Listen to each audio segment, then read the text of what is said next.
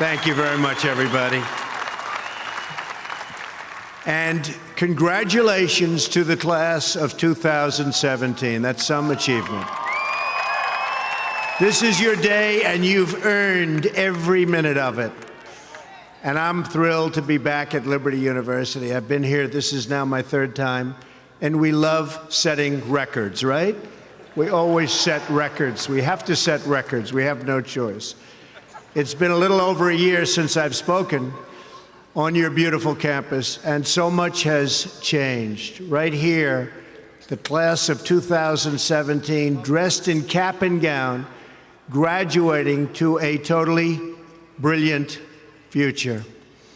And here I am, standing before you as President of the United States. So I'm guessing there are some people here today who thought that either one of those things, either one, would really require major help from God.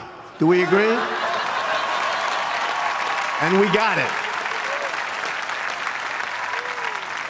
But here we are celebrating together on this very joyous occasion. And there's no place in the world I'd rather be to give my first commencement address as president than here with my wonderful friends at Liberty University. And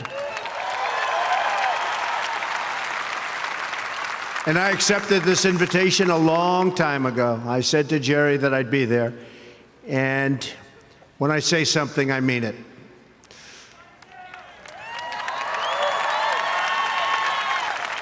I want to thank President Jerry Falwell and his incredible wife, Becky. Stand up, Becky. For their kind words, their steadfast support, and their really wonderful friendship.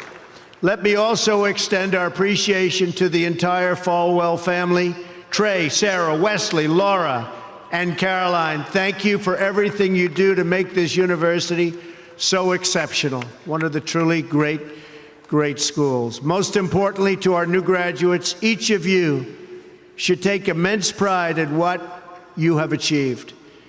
There's another group of amazing people we want to celebrate today, and they are the ones who have made this journey possible for you.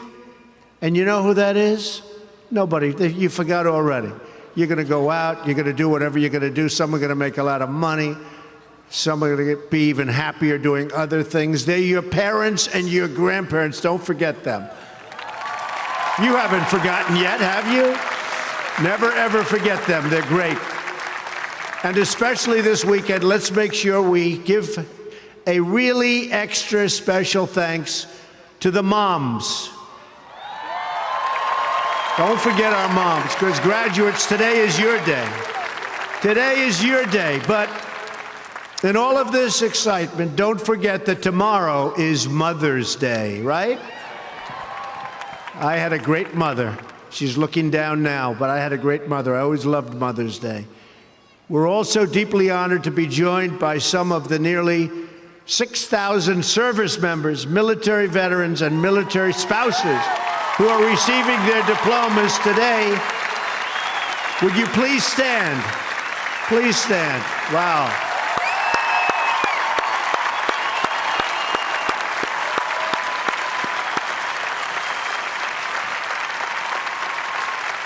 That's great.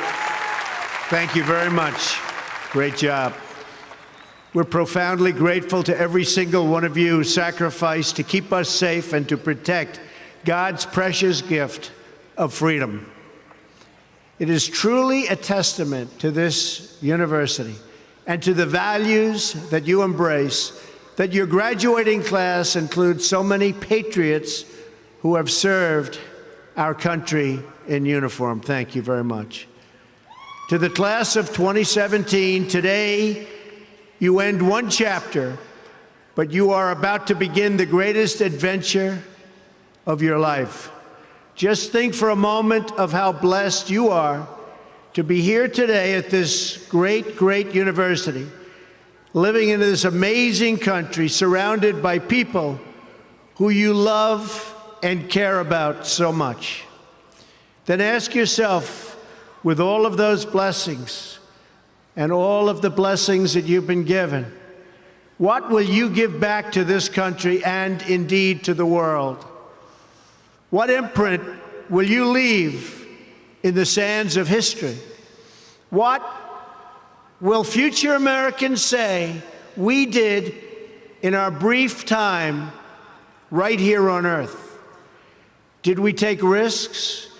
Did we dare to defy expectations? Did we challenge accepted wisdom and take on established systems? I think I did, but we all did, and we're all doing it.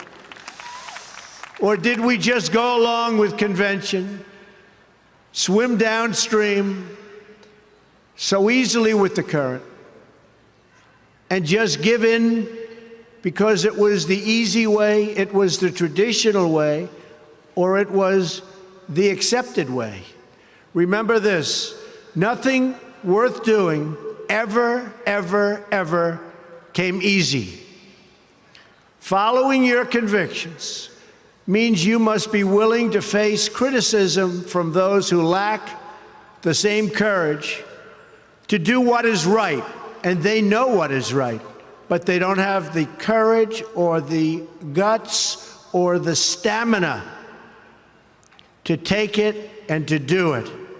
It's called the road less traveled. I know that each of you will be a warrior for the truth, will be a warrior for our country and for your family. I know that each of you will do what is right, not what is the easy way, and that you will be true to yourself and your country and your beliefs. In my short time in Washington, I've seen firsthand how the system is broken. A small group of failed voices who think they know everything and understand everyone want to tell everybody else how to live and what to do and how to think. But you aren't going to let other people tell you what you believe, especially when you know that you're right.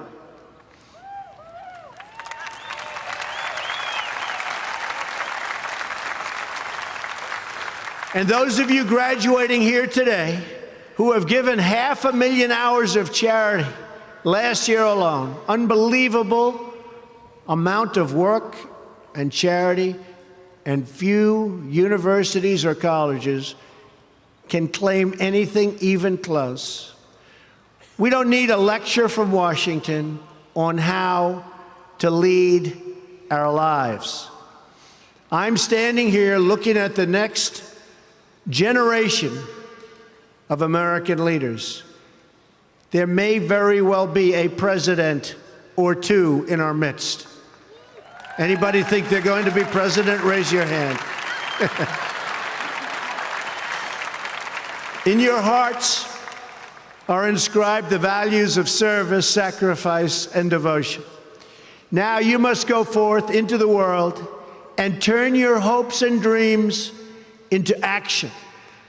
America has always been the land of dreams because America is a nation of true believers. When the Pilgrims landed at Plymouth, they prayed. When the founders wrote the Declaration of Independence, they invoked our Creator 4 times. Because in America, we don't worship government, we worship God.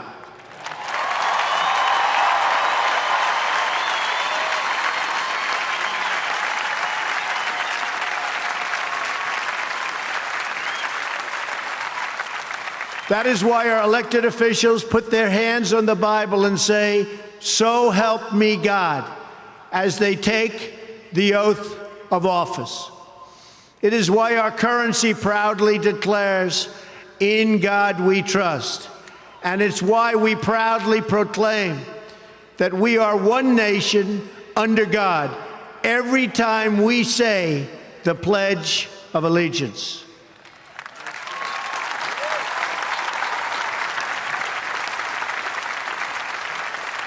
The story of America is the story of an adventure that began with deep faith big dreams and humble beginnings. That is also the story of Liberty University. When I think about the visionary founder of this great institution, Reverend Jerry Falwell Sr., I can only imagine how excited he would be if he could see all of this and all of you today, and how proud he would be of his son and of his family.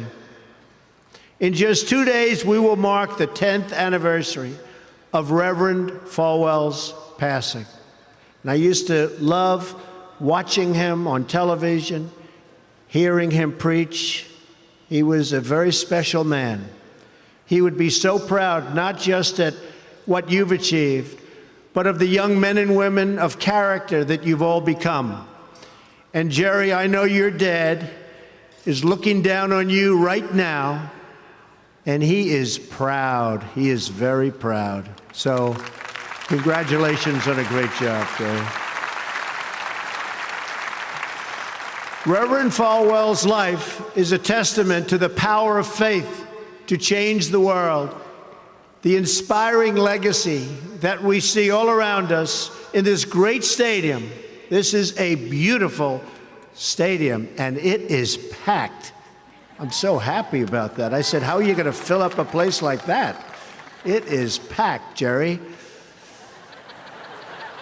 In this beautiful campus, and in your smiling faces, but it all began with a vision. That vision was of a world-class university for evangelical Christians. And I want to thank you because, boy, did you come out and vote, those of you that are old enough. In other words, your parents. Boy, oh boy, you voted. You voted. No doubt many people told him his vision wasn't possible, and I am sure they continued to say that so long after he started, at the beginning with just 154 students. But the fact is, no one has ever achieved anything significant without a chorus of critics standing on the sidelines explaining why it can't be done. Nothing is easier or more pathetic than being a critic, because they're people that can't get the job done. But the future belongs to the dreamers, not to the critics. The future belongs to the people who follow their heart no matter what the critics say, because they truly believe in their vision. At Liberty, your leaders knew from the very beginning that a strong athletic program would help this campus grow so that this school might transform more lives. That is why a crucial part of Reverend Falwell's vision for making Liberty a world-class institution was having a world-class football team, much like the great teams of Notre Dame. Great school, great place. In fact, Vice President Mike Pence is there today, doing a fabulous job, as he always does.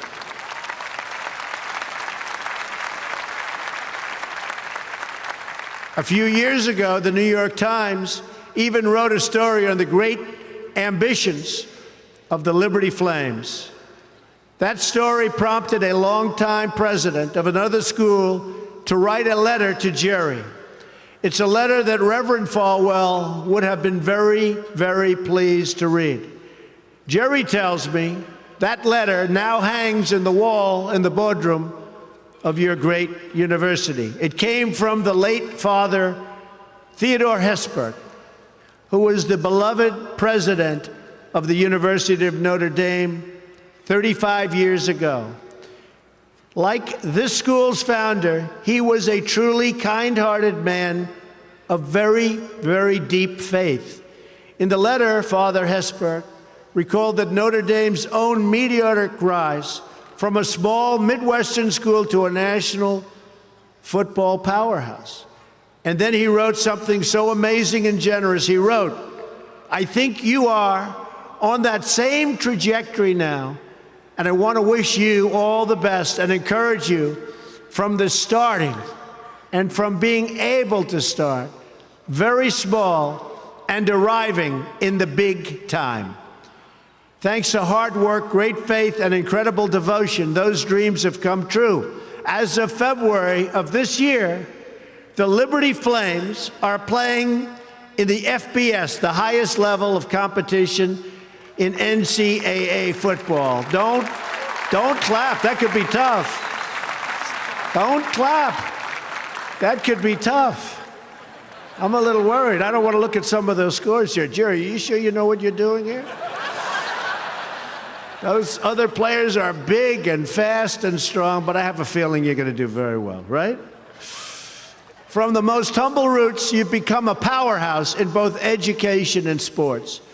And just wait until the world hears the football teams you'll be playing on your schedule starting next season. President Falwell gave me a list of some of those schools, the ones you're going to be playing 2018. Would you like me to read the names? Just came out. Would you like to hear them? I'm a little bit concerned. UMass, Virginia, Auburn. Jerry, are you sure you know what you're doing? Jerry, Auburn. I don't know about that, James. This could be trouble, Jerry. Rutgers, Old Dominion, Brigham Young, Army. I might be at that game. Who am I supposed to root for? Tell me. I don't know. That's a tough one, Jerry. I don't know, Jerry. I'm going to have to think about that one, Jerry. Buffalo, Troy, Virginia Tech. Oh, no, Jerry. Ole Miss. And Wake Forest. Those are really top schools. That's maybe in 4 or 5 years I'll come to a game, right? You'll build it up. Well, good luck. The success of your athletic program arriving on the big stage should be a reminder to every new graduate of just what you can achieve when you start small, pursue a big vision, and never, ever quit. You never quit. If I give you one message to hold in your hearts today, it's this: never, ever give up. There'll be times in your life you'll want to quit, you'll want to go home. You'll want to go home perhaps to that wonderful mother that's sitting back there watching you and say, Mom, I can't do it. I can't do it. Just never quit. Go back home and tell Mom, Dad, I can do it. I can do it. I will do it. You're going to be successful. I've seen so many brilliant people. They gave up in life. They were totally brilliant. They were top of their class. They were the best students. They were the best of everything. They gave up. I've seen others who really didn't have that talent or that ability, and they're among the most successful people today in the world because they never quit and they never gave up. So just remember that. Never stop fighting for what you believe in and for the people who care about you. Carry yourself with dignity and pride. Demand the best from yourself, and be totally unafraid to challenge entrenched interests and failed power structures. Does that sound familiar, by the way? The more people tell you it's not possible, that it can't be done, the more you should be absolutely determined to prove them wrong. Treat the word impossible as nothing more than motivation. Relish the opportunity to be an outsider. Embrace that label. Being an outsider is fine. Embrace the label, because it's the outsiders who change the world and who make a real and lasting difference. The more that a broken system tells you that you're wrong, the more certain you should be that you must keep pushing ahead. You must keep pushing forward. And always have the courage to be yourself. Most importantly, you have to do what you love. You have to do what you love. I've seen so many people, they're forced through lots of reasons, sometimes including family, to go down a path that they don't want to go down, to go down a path that leads them to something that they don't love, that they don't enjoy. You have to do what you love, or you most likely won't be very successful at it. So do what you love. I want to recognize a friend who is here with us today, who can serve as an inspiration to us all. Someone who doesn't know the meaning of the word quit. Real champion. A true champion. Both on the field, off the field. He's a Hall of Fame quarterback for the Buffalo Bills. Really a good friend of mine, an amazing guy. Jim Kelly. Where's Jim? He's here someplace. Where's Jim? Stand up, Jim. What a great man.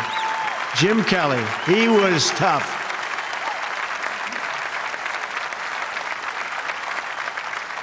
Jim, do you have any idea how much money you'd be making today? They'd hit Jim, it was like tackling a linebacker.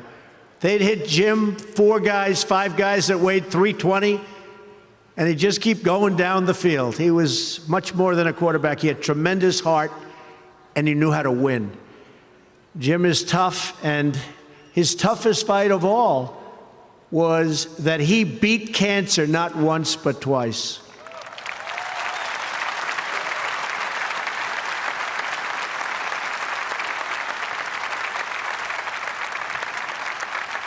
And I saw him and his incredible wife as they were in a very low moment. Jill, very, very low moment. And it was amazing the way they fought. It didn't look good. I would have said, maybe it's not going to happen. But there was always that hope because of Jim and Jim's heart. But I want to just say it's great to have you here today, Jim, and these people are big, big fans. And if you could get a young version of Jim Kelly, you'll be beating a lot of teams, Jerry. So, interestingly, though, I said, I wonder what Jim's doing here. His daughter, Erin, crosses the goal line to you and today with you. So, Erin, stand up. Where are you, Erin? Where is Erin? Congratulations, Erin. Congratulations. Graduating from Liberty. Great choice. Thank you. Liberty University is a place where they really have true champions. And you have a simple creed that you live by, to be really champions for Christ. Whether you're called to be a missionary overseas, to shepherd a church, or to be a leader in your community, you are living witness of the gospel message of faith, hope, and love. And I must tell you, I am so proud as your president to have helped you along over the past short period of time. I said I was going to do it, and Jerry, I did it. And a lot of people are very happy with what's taken place, especially last week. We did some very important signings. Right, James? Very important signings. America is better when people put their faith into action. As long as I am your president, no one is ever going to stop you from practicing your faith or from preaching what's in your heart.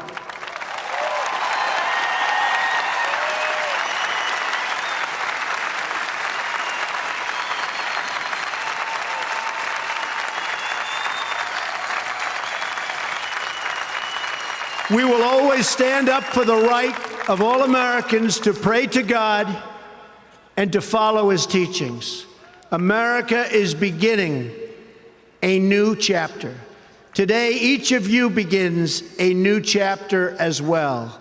When your story goes from here, it will be defined by your vision, your perseverance, and your grit.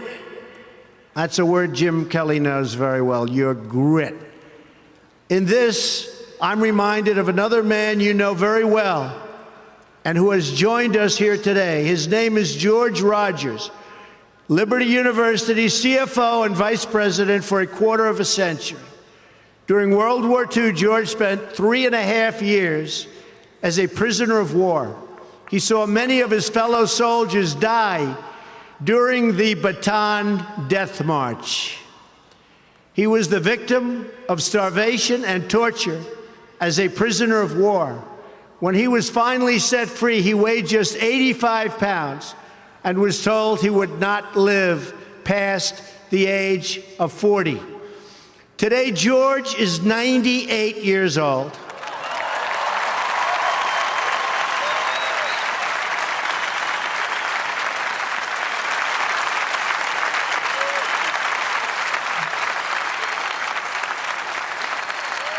Great.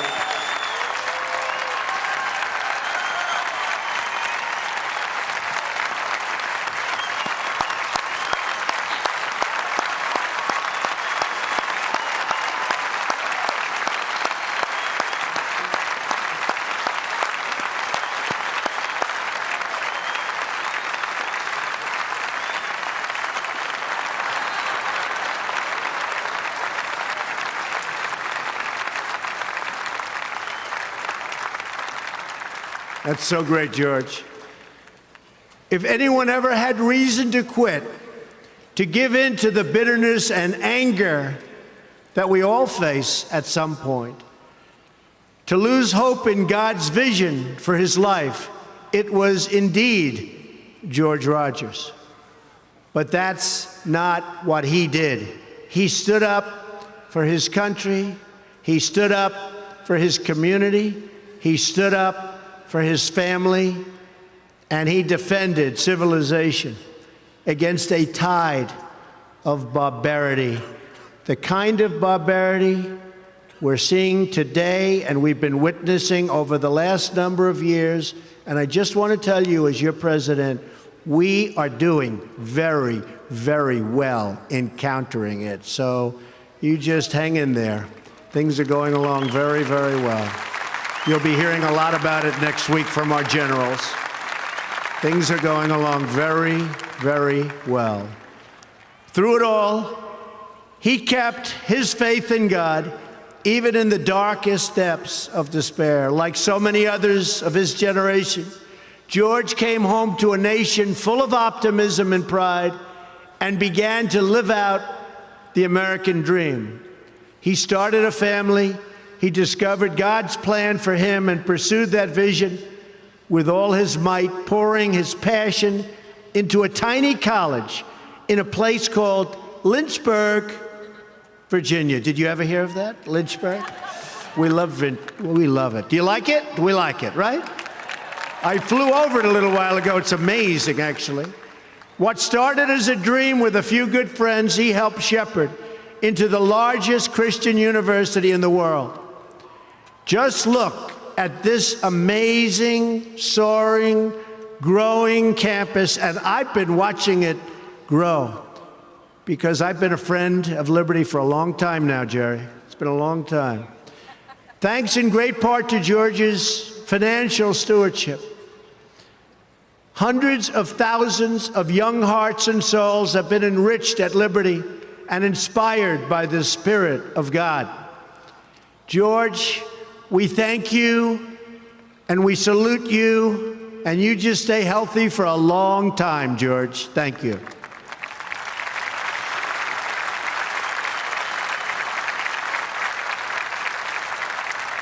Now it falls on the shoulders of each of you here today to protect the freedom that patriots like George earned with their incredible sacrifice.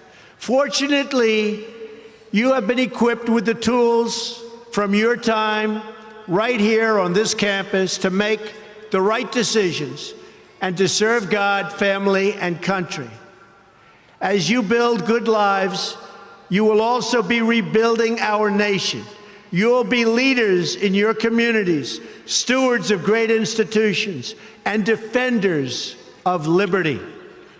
And you will be great mothers and fathers and grandmothers and grandfathers, loving friends and loving family members. You will build a future where we have the courage to chase our dreams no matter what the cynics and the doubters have to say. You will have the confidence to speak the hopes in your hearts and to express the love that stirs your souls. and you will have the faith to replace a broken establishment with a government that serves and protects the people.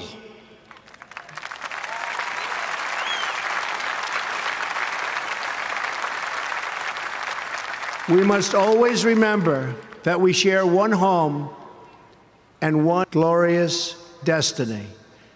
Whether we are brown, black, or white, we all bleed the same red blood of patriots. We all salute the same great American flag, and we are all made by the same Almighty God. As long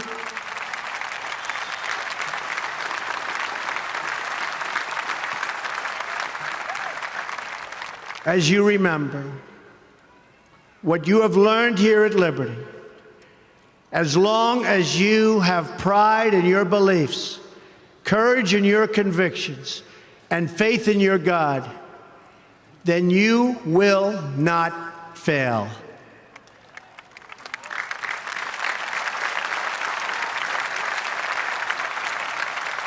And as long as America remains true to its values, loyal to its citizens, and devoted to its Creator, then our best days are yet to come. I can promise you that.